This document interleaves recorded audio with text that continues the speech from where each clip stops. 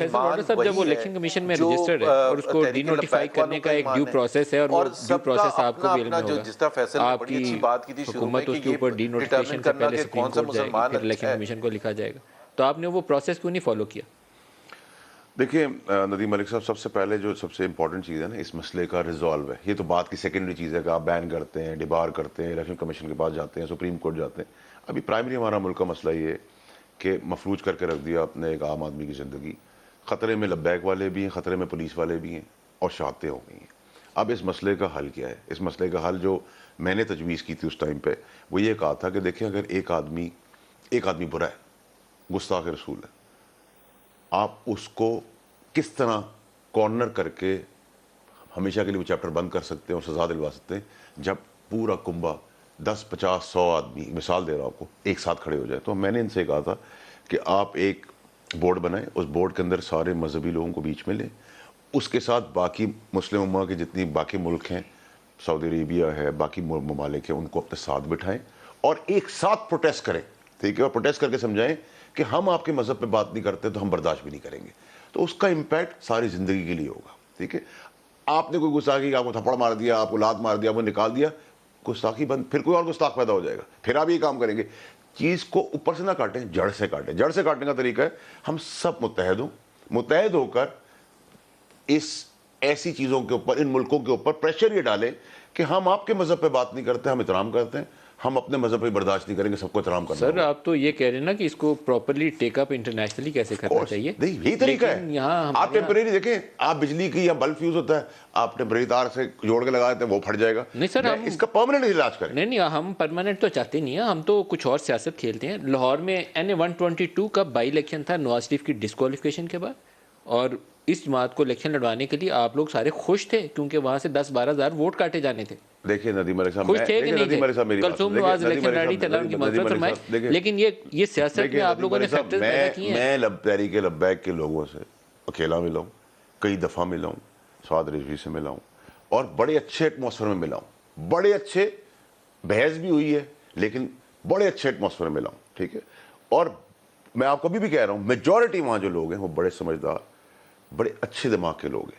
1-2 فسادی ہر شعبے میں ہوتے ہیں, میرے اور آپ کے اندر بھی فسادی لوگ ہیں. آپ اصل جو ایشو ہے نا, میرے خیال یہ ایشو ریزالو ہو سکتا ہے, اس کی کور کی طرف آئیں. نہیں, جو TLP والے ہیں وہ سارے ہی اچھے ہوں گے, لیکن آپ نے ان کو جب یہ نعرہ دیا نا, لبیک یا رسول اللہ صلی اللہ علیہ وسلم, آپ اس کے اوپر ان کو موٹیویٹ کریں گے تو وہ نوجوان نعرہ سن کے ان کے ساتھ باہر نکلتا ہے. وہ جو باہر سڑک پہ کھڑے ہوئے ہیں وہ سارے دہشت گرد نہیں ہوں گے, کوئی بھی نہیں, لیکن آپ نے موٹیویٹ تو ان کو اس نعرے پہ کیا. ہر گروپ کے اندر نا 150,000 5,000 کے جھتے کے اندر 2-4 آدمی ڈفرینٹ ایجنڈے سے ہوتے ہیں, باقی سب ایک. تو 2018 کے الیکشن میں آپ نے مزہ لے لیا, بائی الیکشن میں آپ نے مزہ لے لیا, اب اس کی سزا ہم پا رہے ہیں. لیکن ندیم ملک صاحب, میں آپ کو بتاؤں, اس مسئلے کا حل آج بھی طریقے سے, نہ ادھر پریشر ہو نہ ادھر پریشر ہو, ایک ریزنیبل وے آؤٹ ساری عمر کے لیے مسئلے کا حل نکالیں اور اس پہ ساتھ وہ کون نکالے گا؟ آپ تو حکومت ہے, آپ ہی نے تو نکالا. ندیم ملک صاحب, مجھے تو ابھی آن گراؤنڈ نہیں پتا کہ سچویشن کیا ہے, لیکن میں نے کئی سیشن گزارے تھے اور 9 گھنٹے اور 14 گھنٹوں کے اسٹریٹ گزارے تھے, تو مجھے تو کہیں نہیں لگا کہ ایسی کوئی چیز ہو, نہ انہوں نے مجھے سرٹیفکیٹ دیا نہ میں نے ان کو سرٹیفکیٹ دیا. جو آپ پنجاب کے اندر رینجرز کی تعیناتی ہے, یہ وہی والی پاورز ہیں جس کے تحت کراچی میں آپریشن کیا گیا تھا, اینٹی ٹیررزم ایکٹ کے تحت اسپیشل پاورز دی گئی. آپ کے توسط سے گزارش ہوگی کہ لبیک کو بھی چاہیے کہ یہ جس طریقے سے پروٹیسٹ کو جو شکل میں لے جا رہے ہیں وہ نہ کریں, کیونکہ سامنے والا آدمی بھی آپ کا بھائی ہے اور ادھر بھی آپ کا بھائی کھڑا ہے, دونوں طرف اپنے بچے پاکستانی ہیں. ٹھیک ہے, ایک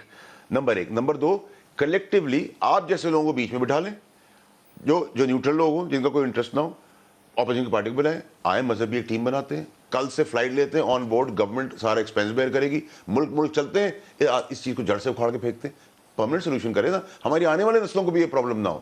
ٹھیک ہے, گستاخی ہم کیسے برداشت کر سکتے ہیں, اس میں کوئی سوال نہیں کسی مسلمان کا, لیکن اس کو ختم کرنے کا طریقہ یہ تھوڑی ہے کہ آپ نے ایک نے کیا آپ نے اس کو نکال دیا, دوسرے نے کیا اس کو نکال دیا, 300 کھڑے ہو جائیں گے. ایسا کام کریں کہ زندگی بھر کوئی مجال نہ کرے, کوئی جرت نہ کرے, اس کا طریقہ کار بنائیں. اس کا طریقہ کار کیا ہے؟ آپ سارے مسلمان ملک اکٹھے ہوں, ان کو بتائیں جب ہم آپ کے مذہب کی رسپیکٹ کرتے ہیں, احترام کرتے ہیں, تو ہمارے مذہب کا احترام بھی کرنا ہوگا, ہم اس چیز کو برداشت بھی نہیں کریں گے. زبید صاحب, جو ایگریمنٹس اب تک سائن ہوئے ہیں اس میں آپ کی جماعت بھی برابر کی کلپریٹ ہے. پہلا معاہدہ 27 نومبر 2017 کو احسن اقبال کے اس کے اوپر دستخط ہے. اس وقت کے وفاقی سیکرٹری داخلہ کے بھی دستخط ہیں.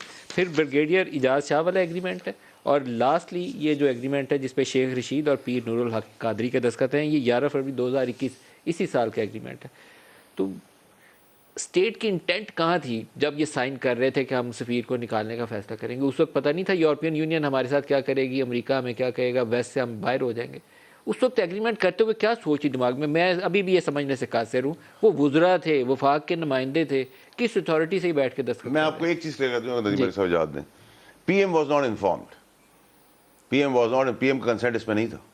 میں پہلے والے کی تو بات کروں, دوسرے والے کا مجھے پتا نہیں. پی ایم کو کیوں پتہ نہیں تھا سر؟ دیکھیں سر, دیکھیں اگر میں ایک فیصلے میں بیٹھا ہوں, نہیں ویلیوشن آف روپیہ ہوگی تو کہا کہ پی ایم ملک صاحب میری بات سنیں سر. اگر میں ایک نیگوشیشن میں گیا ہوں تو اس نیگوشیشن کی جو بھی شکیں ہیں اور شرطیں ہیں وہ میں نے اپنے دماغ, دل سے, ہوش و حواس میں. اگر آپ کو پرائم منسٹر نے امپاور کیا ہے تو ادروائز آپ نہیں کر سکتے. نہیں کیوں میں پھر گیا کیوں نیگوشیشن کرتا؟ اگر میں بوگس ہوں, میں کر ہی نہیں کچھ سکتا تو میں ربٹ میں کیوں آؤں گا؟ امپاور کرتے ہیں کہ آپ ساری کنڈیشن مان لیں یا نہ مان لیں. نہیں میں دیکھیں سر, میں 14 سال سے وزیر اعظم کو جانتا ہوں.